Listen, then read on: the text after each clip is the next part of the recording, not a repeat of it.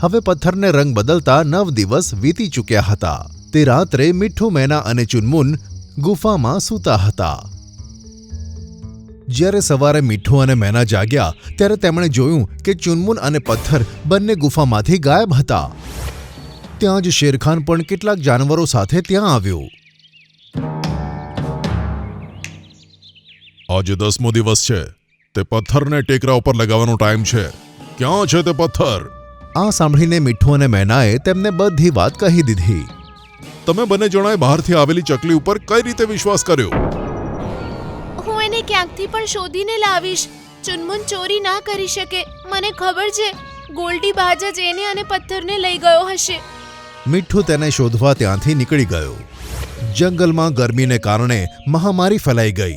વૃક્ષોના પાંદડા ખરવા લાગ્યા। ગરમીને કારણે ઘણા જાનવરોની તબિયત ખરાબ થઈ ગઈ।